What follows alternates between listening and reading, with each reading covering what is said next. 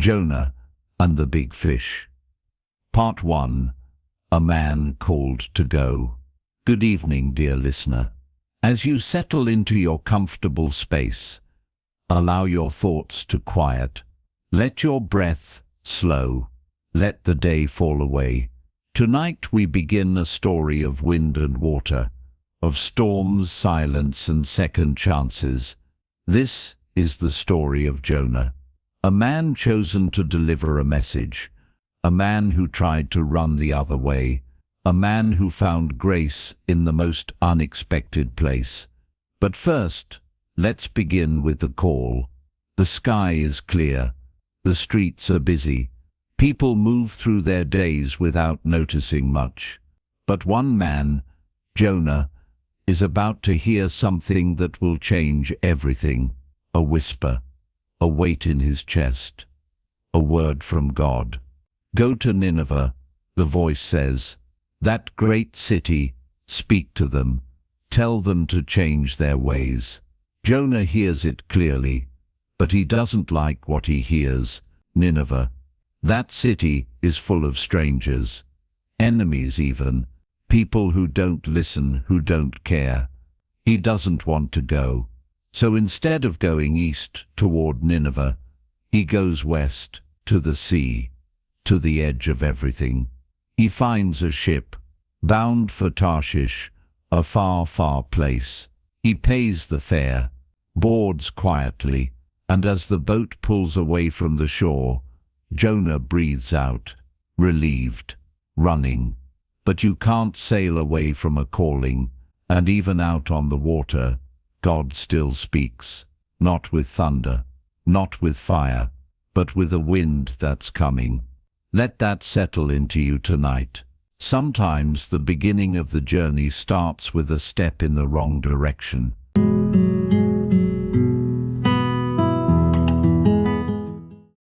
Part 2. The Storm at Sea. The ship glides across open water. Waves lap gently. The sky stretches wide. But the peace doesn't last. Far in the distance, clouds begin to form. A wind rises, slow at first, then sharp. Sailors glance at the sky. They've seen storms before, but this one feels different. The sea churns, waves grow tall, crashing against the hull.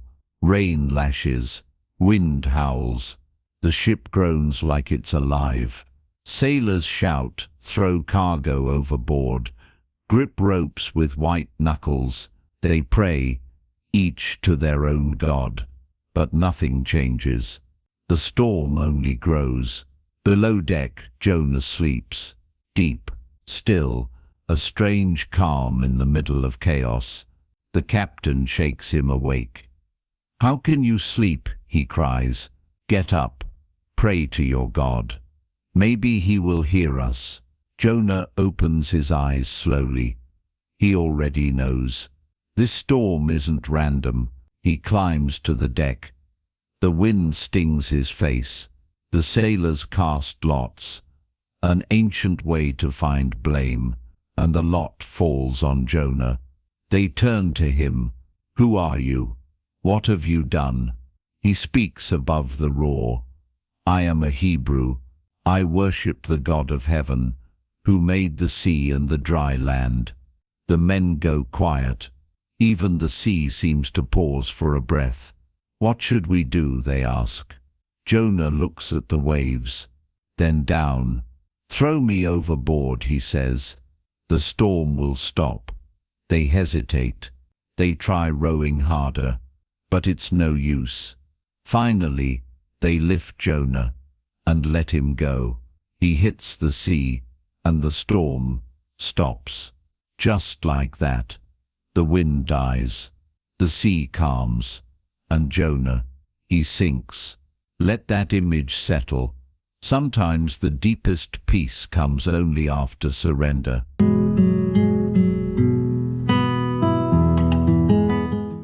Part 3. Into the deep. Jonah falls beneath the waves. The cold surrounds him. The noise of the storm fades into a deep, muffled silence. Down, down, down he sinks, past the surface, past the light. The sea wraps around him like a shadow. Seaweed tangles at his feet. His breath grows short. This is the end, he thinks. But it isn't, because God is not only in the heavens, he is in the deep too. Out of nowhere the water shifts. A great shadow moves toward him, and suddenly Jonah is not sinking anymore. He's swallowed, not by death, but by something strange. A great fish, not to punish him, but to save him. Inside, it is dark, tight, silent. Jonah lies still, not dead, but not free. And for the first time, he prays, not a prayer to escape, not a prayer of complaint, but a prayer of thanks. From the deep I called to you, and you heard me. I was sinking and you brought me up. Salvation belongs to the Lord. He does not ask for anything. He simply turns his heart toward God and waits. 3 days, 3 nights, wrapped in darkness, held in grace. Let that rest with you tonight. Sometimes we find clarity not in light, but in the quiet places beneath it.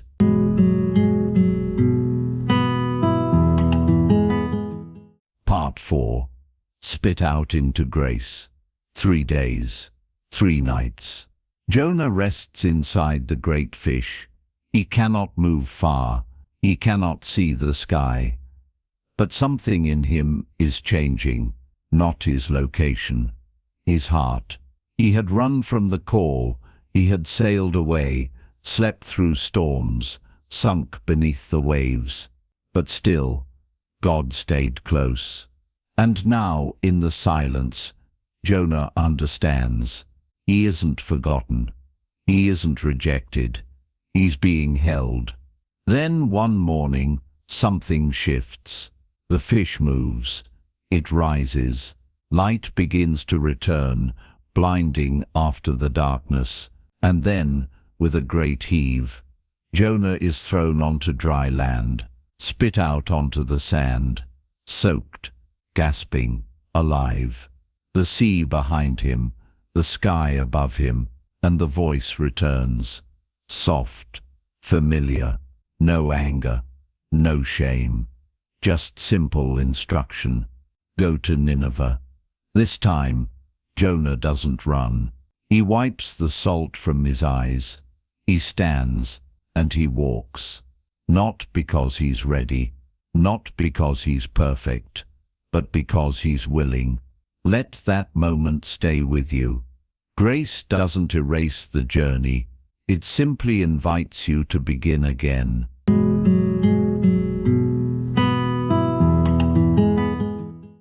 Part 5. The City That Listened.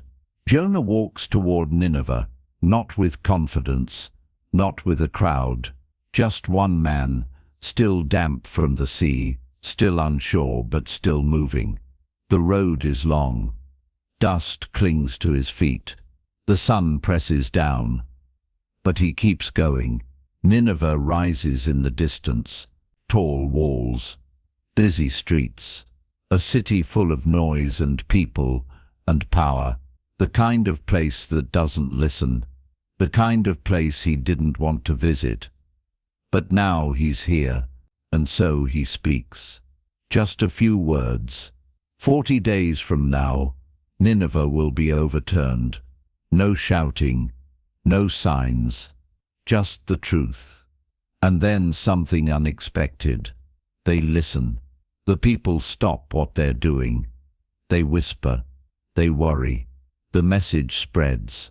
From the markets to the homes to the palace. And when the king hears it, he gets up from his throne. He removes his royal robes, puts on simple clothes, sits in the dust, and he says, "Let everyone fast. Let us turn from violence and call out to God. Maybe, just maybe, he will show mercy." And God sees it. not the fares, but their hearts, their change, their honesty. And God, slow to anger, full of compassion, spares the city. He turns from judgment and gives grace. Imagine that, an entire city changed by the voice of one reluctant man who was once lost at sea. Let that truth rest in you. Even the smallest words, when spoken from the heart, can move mountains.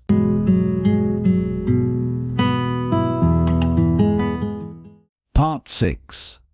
A prophet's disappointment. Nineveh is quiet now, not from fear, but from repentance. People sit in silence. The markets pause. Even the animals are still. And Jonah, he waits. He finds a spot outside the city, builds himself a small shelter, and watches. He wants to see what will happen, but nothing happens. No fire, no destruction, no storm from the sky, just mercy. And Jonah is angry.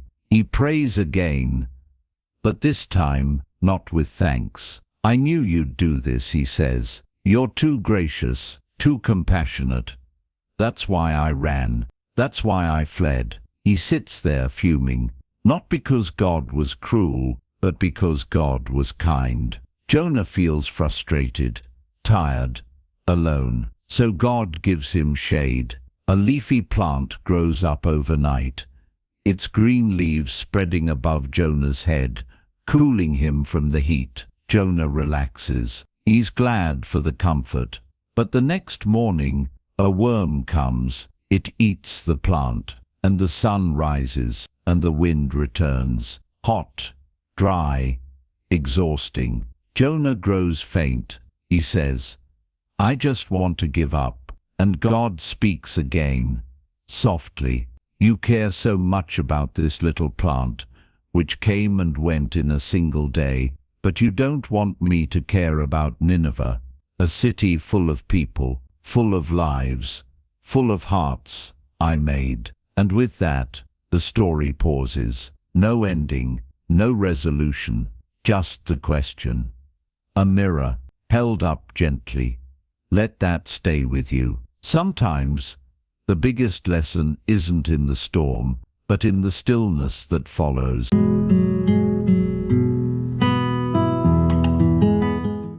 Part 7. A question in the sunlight. Jonah stays on the hill. The city lies quiet below.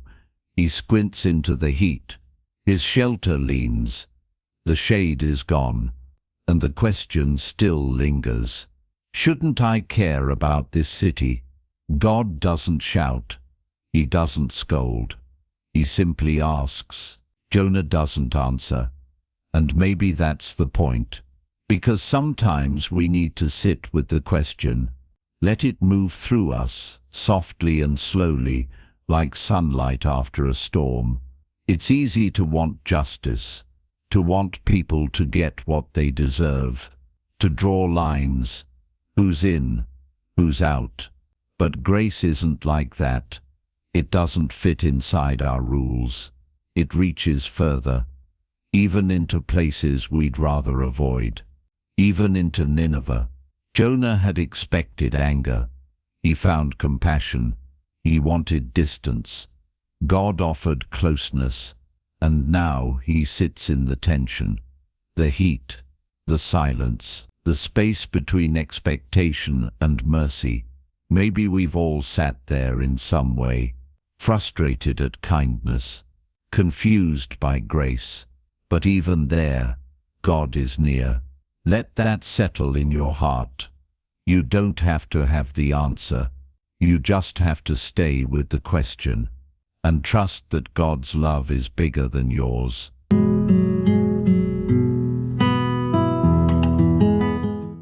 Part 8. Mercy without measure. The day stretches on. The sun climbs high, then begins to fall. Jonah sits in the stillness, and the city breathes below.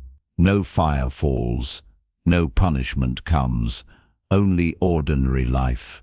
Children laugh in the streets. Doors open and close. Prayers rise from humbled hearts. And God watches it all, with delight, with compassion. This is who He is. Not slow to judge, but quick to forgive. Not eager to destroy, but longing to restore, even when the people don't deserve it. Especially then. Jonah watches this unfold. He sees mercy. He doesn't understand. But it isn't just for Nineveh, it's for him too. Because God didn't abandon Jonah when he ran. He didn't let him drown. He didn't scold him in the fish. He didn't crush him in his anger. He guided. He provided. He asked questions instead of giving commands. Even the withered plant was part of the lesson, to show Jonah and maybe us that grace isn't earned, it's given. And it's not small. It stretches wide, wider than cities, wider than prophets, wider than we know. Let that wrap around you. Mercy without measure, grace that doesn't stop.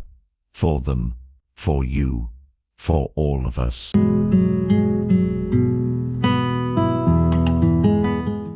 Part 9. The Heart That Waits. The sun fades. The air cools. Shadows stretch across the land. Jonah remains on the hill, quiet now. No more running, no more words, just stillness. Sometimes that's what growth looks like. Not big revelations, not loud moments, just staying present even when it's uncomfortable. He came to see destruction. Instead, he saw a city humbled and a God who waited for the people of Nineveh to turn, waited for Jonah to see. God doesn't rush. He doesn't demand. He invites. Again and again. Even when we don't want to go. Even when we don't want others to be forgiven. Even when we're confused by His kindness. He waits. And gently He keeps asking, shouldn't I care? It's not just a question about cities. It's a question about hearts. About ours. The book of Jonah ends here. Not with a neat bow, not with a final answer, but with an open ending. Because Jonah's story is still being written, not in Scripture, but in each of us. Let that sit with you. You don't have to have it all figured out. You don't have to feel ready. You don't even have to understand mercy completely. You just have to stay open.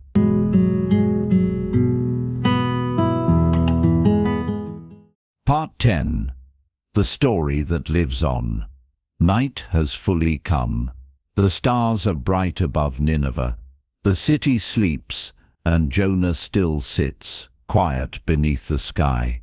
There are no more storms, no more fish, no more angry words, just the gentle hum of stillness and the presence of a God who never left. We don't know what Jonah says next. The story doesn't tell us, because the story isn't just about him anymore. It's about us, about every moment we choose to listen, every time we want justice but are asked to give grace, every time we run and are gently called back. The story of Jonah is less about a prophet and more about a God who never gives up, not on cities, not on wanderers, not on you. He speaks in storms. He speaks in silence. He speaks in questions we don't know how to answer, and always He stays. That's what matters. As you rest now, let your heart be light. You don't have to fix everything. You don't have to be perfect. You don't have to have all the answers. You just have to be willing to sit still, to listen, and to let mercy do what it does best.